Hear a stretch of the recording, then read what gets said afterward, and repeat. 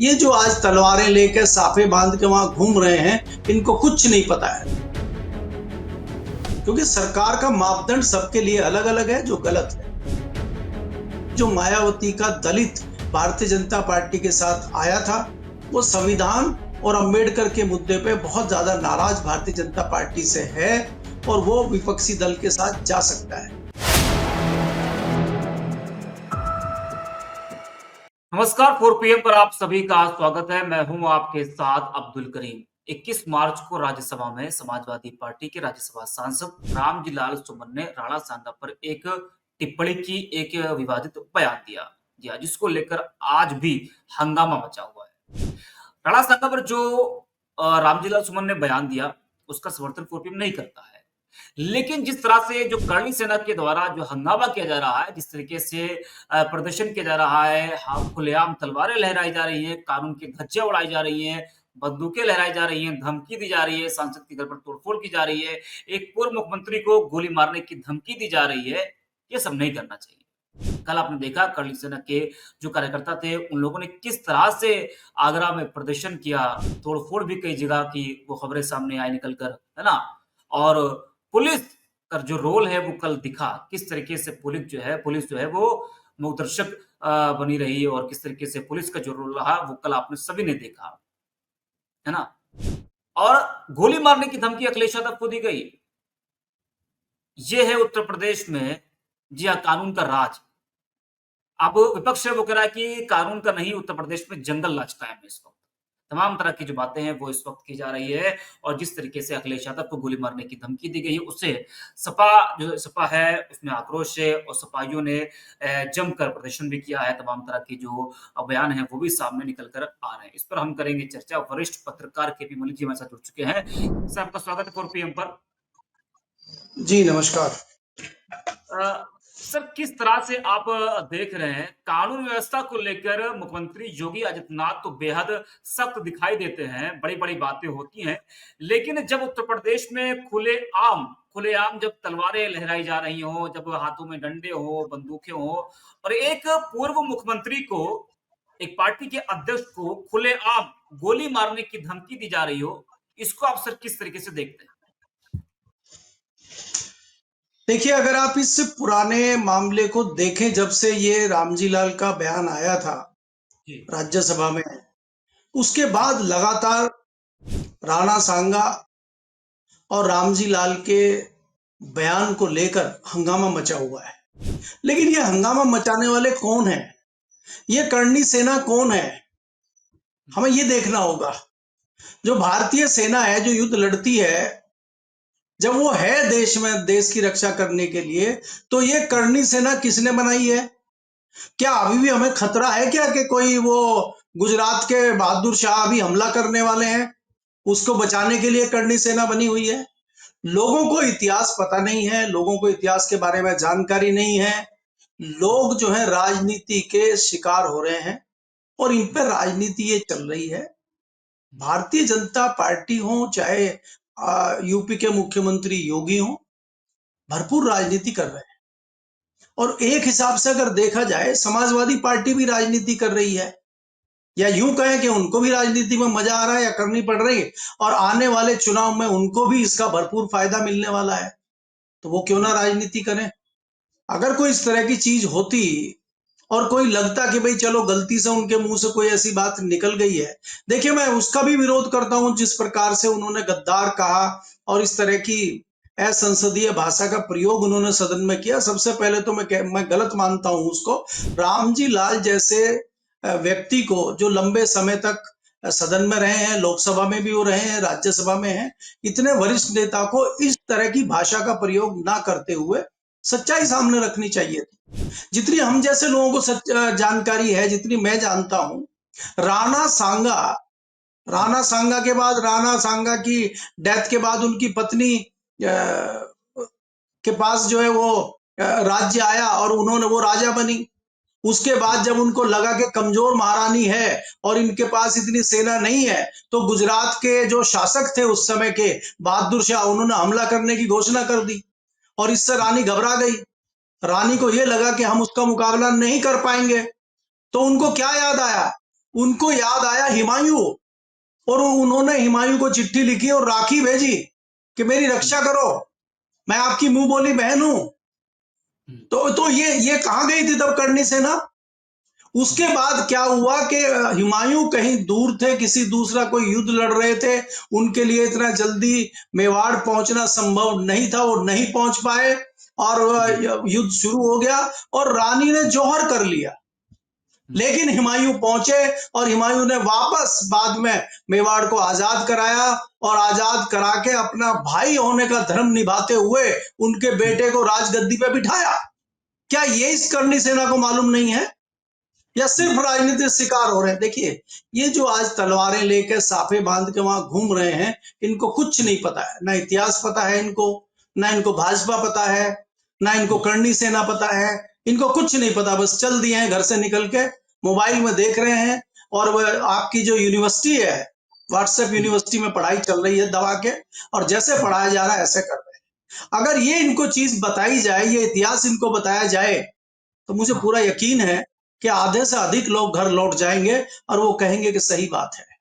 आज राजनीति करने के लिए बहुत बड़ा हथकंडा है कि मुस्लिम आ जाएंगे, मुसलमान ये कर देंगे, मुसलमान वो कर देंगे, तो इनकी राजनीतिक दुकानें बहुत बढ़िया चल रही हैं। अगर ये सारी चीजें, ये सारी सच्चाई लोगों के सामने आ जाएंगी, तो इनकी राजनीतिक दुकानें बंद हो जाएंगी। ये तो रहा पुराना किस्सा। इसी में मैं एक नया भी जोड़ देता हूं। देश की आजादी जो अंग्रेजों से हुई है, क्या उसमें मुस्लिम समाज के योगदान को भुलाया जा सकता है?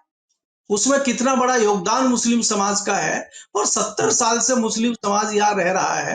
आज एकाएक इस तरह का आप नैरेटिव सेट कर रहे हैं, जो नए बच्चे आ रहे हैं उनके मन में आप जहर घोल रहे हैं। आने वाले समय में वो विस्फोटक स्थिति बनेगी, उसका जिम्मेदार कौन होगा? इसकी चिंता किसी को है, या सिर्फ सियासी रोटी सेकनी है? तो राजनेता अपना उल्लू सीधा करने के लिए इनको भेड़ बकरियों की तरह प्रयोग कर रहे हैं, मेरा ये मानना है। और इसमें राजनीति के सिवाय कुछ नहीं है, जो आप ये पूरा नाटक आजकल देख रहे हैं। जी। सर, कौन कौन है जो करणी सेना जिसके इशारे पर काम कर रही है? विपक्ष का ये कहना है कि बीजेपी के इशारे पर ये सब कुछ हो रहा है, क्योंकि जिस तरीके से कल जो हंगामा हुआ, जिस तरीके से जो प्रदर्शन हुआ, खुलेआम कानून की धज्जियां उड़ाई गई, विपक्ष के तमाम नेताओं का ये कहना है कि ये सब कुछ जो है वो बीजेपी के इशारे पर हो रहा है। योगी जी खामोश है, पुलिस जो है वो कुछ नहीं कर रही है, और तमाम जो बातें विपक्ष की तरफ से वो की जा रही है। तो इस पूरे मामले में जो सब पुलिस का रोल है, मुख्यमंत्री का रोल है कि इतना सब कुछ हो गया लेकिन एक भी शब्द उनके मुंह से नहीं निकल रहा है। ये आप मुझे बताइए, जब आप एक लेटर जारी करते हैं, आप एक ऑर्डर जारी करते हैं मेरठ में कि जो लोग छतों पर नमाज पढ़ेंगे, जो लोग शंकित करने वाले लोग हैं, उनका पूरा डाटा आपके पास 100-150 लोगों का आ गया, आपने उनको ड्रोन से अरेस्ट कर निगरानी लिया। हो रही है कि छत पर जो है जी पत्थर तो नहीं है। हाँ। हाँ, आपने सारी चीजें उनकी जो है 15 दिन के अंदर अंदर सारी चीजें आपने कर ली। आपने लोगों को अरेस्ट कर लिया, सारे दंगाइयों को आपने उनकी पहचान कर ली संभल में। तो जब आप सारी चीजें आपने कर ली, तो आप ये आगरा में क्यों नहीं कर रहे हैं?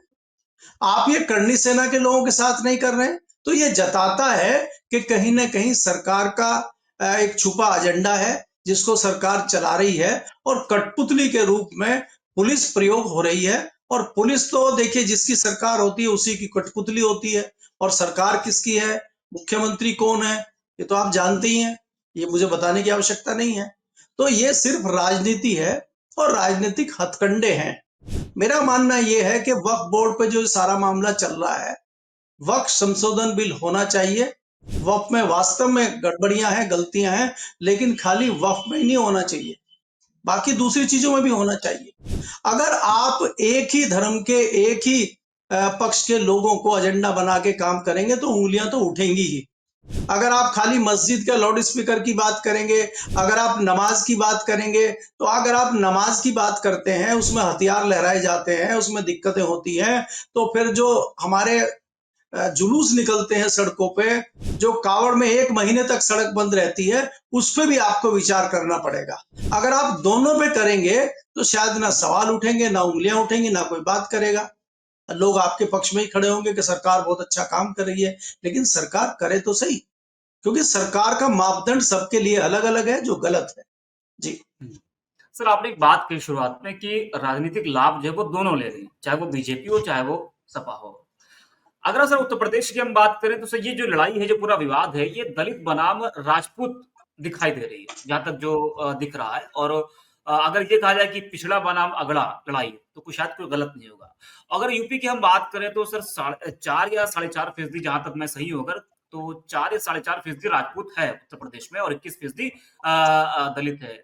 22 की अगर हम बात करें तो 22 के चुनाव में देखा गया कि जो है उसमें 87% के करीब जो है राजपूतों का वोट बीजेपी को मिला और महज 7% का वोट जो है वो सपा को मिला।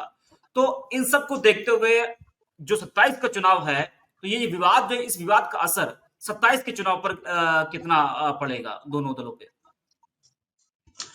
देखिए, अगर हम आंकड़ों की बात भी छोड़कर मोटा मोटी बात करें, बहुत बारीक आंकड़ों में मत जाइए। अगर हम दलित और मुस्लिम की ही बात करें, दलित और मुस्लिम भारतीय जी, जनता पार्टी से अलग किसी एक विशेष दल को वोट करता है, तो भारतीय जनता पार्टी को बड़ा नुकसान होता है। और उसका उदाहरण आपने 2024 के इलेक्शन में देखा है। जी। भारतीय जनता पार्टी ने हुँ, किस सोच के तहत ये काम किया है, भारतीय जनता पार्टी की क्या रणनीति है, ये तो हुँ, भारतीय जनता पार्टी ही जाने। क्योंकि आपको याद रखना चाहिए कि चुनाव के दौरान भी इस तरह की ठाकुर समाज के लोगों की लगातार पंचायतें हुई थी, जी, लगातार जी। भारतीय जनता पार्टी का बहिष्कार हुआ था। और भारतीय जनता पार्टी को बड़े स्तर पे इस चीज का नुकसान उत्तर प्रदेश में ही नहीं, गुजरात और बाकी राज्यों में भी हुआ था, राजस्थान में भी हुआ था, अगर आप इसका बारीकी से अध्ययन करेंगे। दूसरी बात यह है कि आज भी ये निश्चित तौर पे मैं कह सकता हूं कि भारतीय जनता पार्टी का जिस तरह का अभी आचरण है, उसका सीधा सीधा फायदा मुख्य विपक्षी दल समाजवादी पार्टी को उत्तर प्रदेश में होगा। क्योंकि हुँ, आपने देखा था कि समाजवादी पार्टी भी खुद भी मान के नहीं चल रही थी कि इतनी ज्यादा सीटें उनकी आ जाएंगी। मेरा जी, मानना यह है कि जो सीटें समाजवादी पार्टी को उत्तर प्रदेश में मिली हैं, वो समाजवादी ने नहीं जीती हैं, वो भारतीय जनता पार्टी हारी है अपनी हुँ, नई रणनीति के तहत। तो हुँ, भारतीय जनता पार्टी ऐसा क्यों कर रही है? क्या भारतीय जनता पार्टी में इंटरनल भी कुछ चल रहा है जिससे ये इस तरह की परिस्थितियां पैदा हो रही हैं? तो ये सारे क्या षड्यंत्र है कि क्या मामला है, ये समझना जरूरी है। क्योंकि भारतीय जनता पार्टी कभी नहीं चाहेगी, या कोई एजेंडा है किसी का जो चलाया जा रहा है, उसके तहत ये सारी चीजें हो रही हैं। क्योंकि प्रशासन के दबाव, प्रशासन की इजाजत, प्रशासन के इशारे के बिना पुलिस इतना खुली छूट लोगों को नहीं दे सकती। अगर पुलिस अपनी पे आएगी तो पत्ता भी कहीं नहीं हिल सकता। आपने देखा होगा कई बार इस तरह की चीजें होती हैं, अगर पुलिस प्रतिबंध लगा देती है तो वहां 10 आदमी इकट्ठे नहीं होते, जी। हजारों की संख्या में लोगों का पहुंचना, इकट्ठे होना, इस तरह का प्रदर्शन करना जताता है कि कहीं ना कहीं पुलिस प्रशासन की तरफ से एक छूट हुँ, दी गई है और कहीं ना कहीं इशारा ऊपर से है कि ये लोग जो करें करने दीजिए। उसका एक और मैं उदाहरण आपको दे देता हूं। जी, जो लोकसभा चुनाव में उत्तर प्रदेश का दौरा प्रधानमंत्री का शुरू हुआ था और उनकी जी, पहली रैली मेरठ में हुई थी और दूसरी रैली सहारनपुर में हुई थी। और जी, सहारनपुर की उस रैली में 5,000 लोग के लगभग आए थे, 5 से 10,000 लोगों के बीच में आए थे प्रधानमंत्री की रैली में। जबकि कहा जा रहा था कि उत्तराखंड के सीएम भी आएंगे, हरियाणा के सीएम भी आएंगे, हुँ, प्रधानमंत्री रहेंगे, स्थानीय नेता जयंत चौधरी रहेंगे। उसके बावजूद 5 से 7,000 आदमी प्रधानमंत्री की रैली में आना और अगले ही दिन उसी सहारनपुर में 50 से 55,000 ठाकुरों की पंचायत होना जताता है कि पुलिस प्रशासन क्या कर रहा है।